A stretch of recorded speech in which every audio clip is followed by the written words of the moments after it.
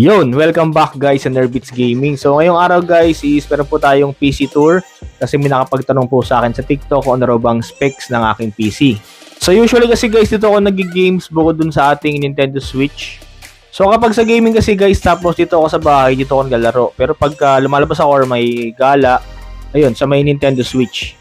So ayun, share ko lang sa inyo guys yung specs ng ating PC, saan ko siya nabili at kung magkano. Actually, 80% dito guys ng parts nito sa Shopee ko lang nabili. Tapos yung iba, sponsor. Tapos yung iba is, ayun, nabili ko lang sa marketplace or sa mga reseller. Pero syempre, bago tayo mag-start mga quiz, kung bago ka lang sa ating channel, baka pwedeng paklik ng subscribe button. Click mo na rin po yung notification bell para sa ating latest upload. So tara mga quiz, check na natin.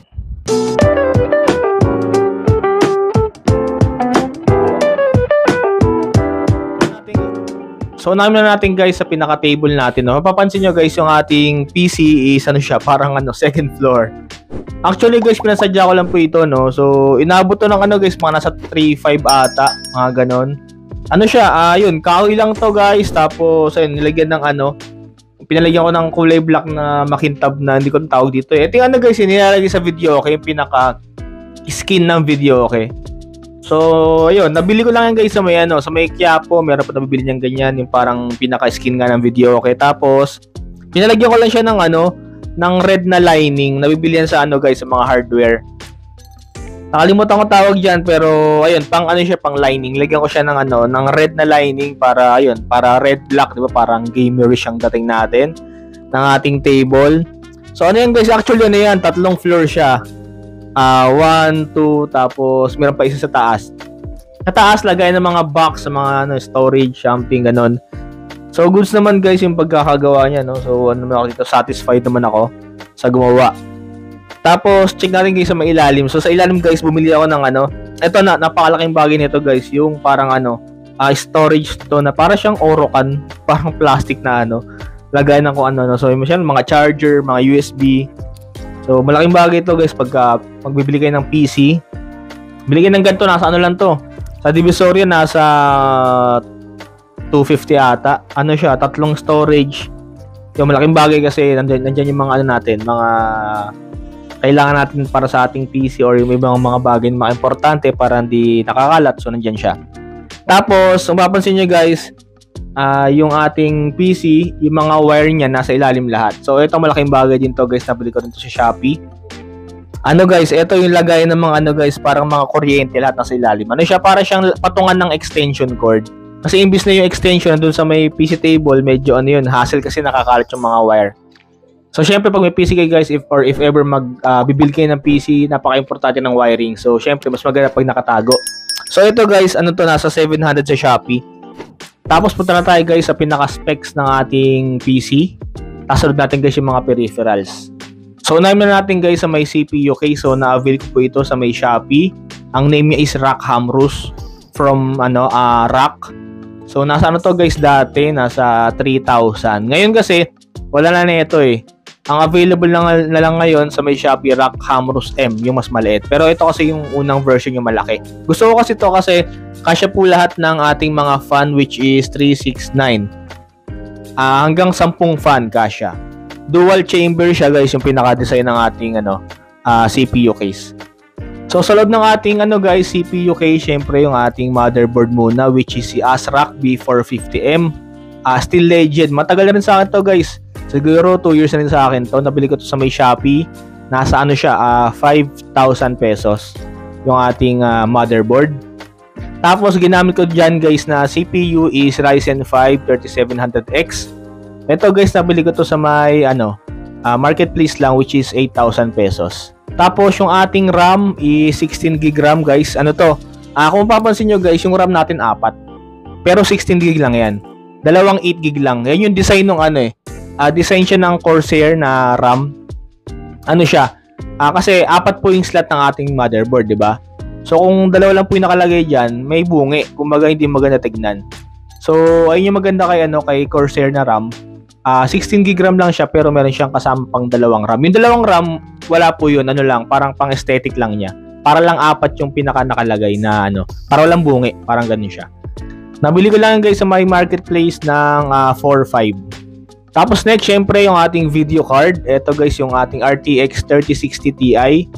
Nabili ko lang po ito rin sa may marketplace lang ng 15,000 pesos. Ito yung ano guys nung pandemic kasi guys, napakamahal ng mga video card. Ang gamit ko dati is 1080. So nung pandemic, gusto ko mag-upgrade kaso hindi ako nag-upgrade kasi doble yung presyo dati ng video card. Nagantay muna ako matapos yung pandemic, saka ako nakabili ng 3060 Ti. Kasi dati guys, sa may marketplace pintahan ng 3060 Ti nung kasagsagan ng pandemic, halos 50,000, 60,000. So ayun, after pandemic nakakita ko 3060 Ti 15,000. Para sa akin sulit na rin yung presyo kasi performance goods na rin, tapos naka triple fan pa siya. Tapos yung ginamit ko guys na sa kanya na fan, Siyam na fan ng Fantech. Yung model name niya Fantech, tapos Typhoon, tapos yung performance goods din naman, tapos pwede mo rin palpalitan ng RGB yan. Mura lang yan guys, nasa lang ata yan, nasa 250 per piece. Tapos yung CPU cooler guys na gamit ko rito, which is si i4 Game. Single lang to guys, single fan, tapos siya, parang water cooler. So goods na rin, nabili ko lang to sa may marketplace ng 1.5. Tapos yung ating guys, 24 pin na cable dyan, yan, from Jonesbo. Sa may Shopee ko lang din nabili yan, nasa lang yan guys, nasa 1.3. Tapos yung ating 8 pin, sa Shopee ko lang din nabili, nasa lang yan, 900. Tapos next guys, sa may monitor natin, this is Redmi gaming monitor, 30 inches. Nabili ko lang siya guys sa may marketplace ng 12,000 pesos.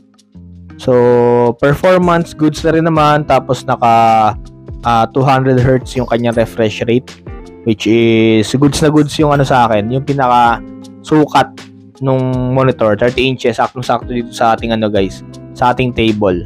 Pero available din yan guys sa may Shopee, Lazada, kung interesado kayo sa ganyang monitor. Next natin guys, yung ating webcam na si Logitech. Ang price nito guys, medyo pricey siya, nasa siya, 442. Sa Shopee ko din siya nabili. Pero gusto ko rito guys sa camera na to is naka 60 fps siya, and then yung linaw niya, malinaw na rin naman, pero kailangan pa rin gumamit talaga ng ring light para mas ma-enhance yung kanyang linaw. Kasi pagka walang ring light, talagang hindi siya ganun kaganda. Talagang malaking bagay guys yung light sa ating mga camera.